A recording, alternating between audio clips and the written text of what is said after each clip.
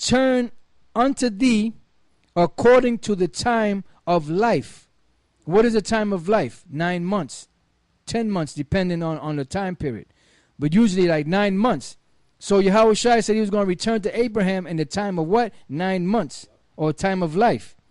And lo, Sarah thy wife shall have a son. And Sarah heard it in the tent door, which was behind her. Now Abraham and Sarah were old and well stricken in age. And it ceased to be with Sarah after the manner of women. Therefore Sarah laughed within herself, saying, after I am waxed old, shall I have pleasure, my Lord being old also? And the Lord said unto Abraham, wherefore did Sarah laugh, saying, shall I of a surety bear a child which am old? Is anything too hard for the Lord? At the time appointed, I will return unto thee. It says, according to the time of life, and Sarah shall have a son. So basically, what was Yahushua telling Abraham? That he was going to come back as Abraham's son, who Sarah was going to conceive. That's why he was almost sacrificed. Right, as Isaac. But then when he came as Isaac, he was received in a figure. You know, that sacrifice that didn't take place was going to take place in the future. That's right. That's why it said in the book of Hebrews 11 and 17, by faith Abraham, when he was tried, offered up Isaac. And he that had received the promises offered up his only begotten son. Who else was called the only begotten son of the Most High? Yahushua and Isaac. Because those are the only begotten sons of the only begotten son of the Most High, the firstborn, of whom it was said that in Isaac shall thy seed be called, accounting that the Most High was able to raise him up even from the dead, from whence also he received him in a figure. So that when Isaac came, he was the figure of Yahushua in the future of what was going to happen to Yahushua through that sacrifice. That's why he was delivered at that time, because it wasn't time for him to be sacrificed. There was still a lot more work to be done. You had something? This is the book of Galatians, chapter 3, verse 16. It says, I'll start at 15. It says, brethren, I speak after the manner of men. Though it be but a man's covenant, yet if it be confirmed, no man disannulleth or addeth thereto. Now to Abraham and his seed were the promises made. He saith not into seeds as of many, but as of one, into thy seed, which is Yahushua. That's it. I got another one. This is Isaiah, which backs up what you read in Hebrews 7. Go back to that point, Hebrews 7.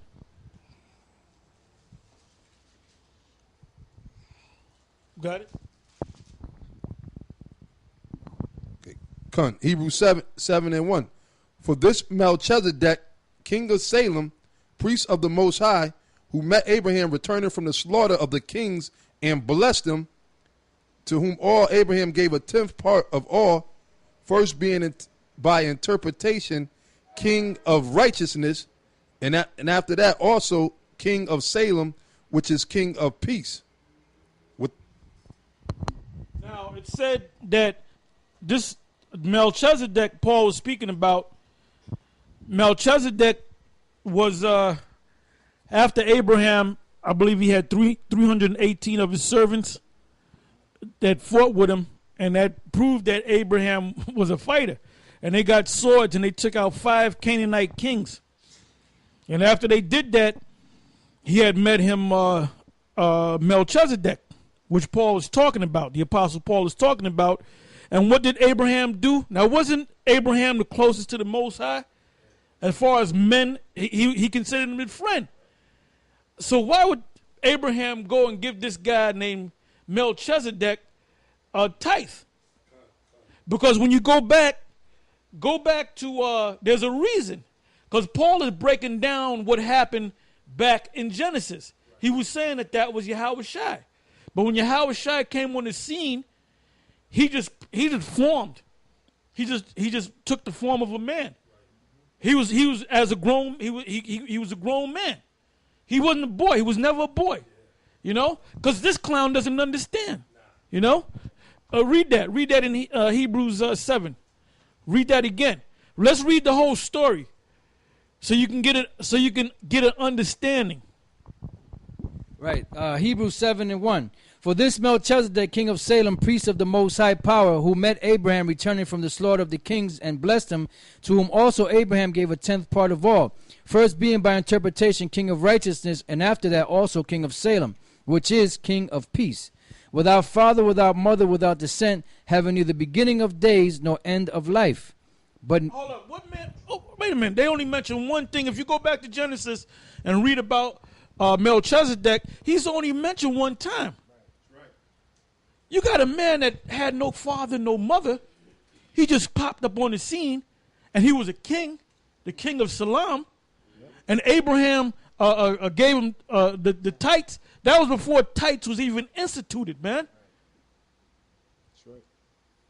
So this wasn't no regular cat. This guy was over Abraham, man. That's right. That's right.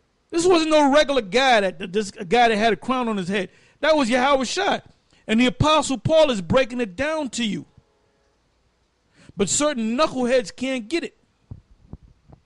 But made like unto the Son of the Most High. Come on, man. Yeah. Yahweh Shai. How you going to get around that? But made like unto the Son of the Most High. Abideth a priest continually. Now consider how great the... Hold up. He was a priest before the Levites was even on it. There was no such thing as Levites. Man, you people that are following this bubble-eyed monster, you better... Well, you know what? You can't do nothing anyway because you're not of the elect, so you might as well just follow him and be destroyed. You're going to get destroyed any damn way, you know? Now consider how great this man was, unto whom even the patriarch Abraham gave the tenth of the spoil. What did he do that was so great? The Apostle Paul is saying, consider this man how great of a man he was. Go ahead. Sitting on the throne doesn't make you great. So there's something going on here that the Most High don't really want us to know about. You got to go, the Spirit got to be with you, man, so you can understand things. And verily, they that are of the sons of Levi, who receive the office of the priesthood, have commandment to take tithes of the people according to the law that is of their brethren, though they come out of the loins of Abraham. But he whose descent is not counted from them received tithes of Abraham and blessed him that had the promises. And without all... Melchizedek is not even of the line of Abraham, where Abraham, Isaac, and Jacob, that's the what do you call it, the fathers of the promise. That's where the lineage come from, of the chosen people. Melchizedek wasn't even part of that line. So what's going on here? That's Yahweh Shai. And without all contradiction, the less is blessed of the better. And here men that die receive tithes, but there he receiveth them, of whom it is witnessed that he liveth. And as I may so say, Levi also, who receiveth tithes, payeth tithes in Abraham. For he was yet in the loins of his father when Melchizedek met him. If therefore perfection were by the Levitical priesthood, for under it the people received the law, what further need was there that another priest should rise after the order of Melchizedek, and not be called after the order of Aaron? For the priesthood being changed, there is made of a necessity a change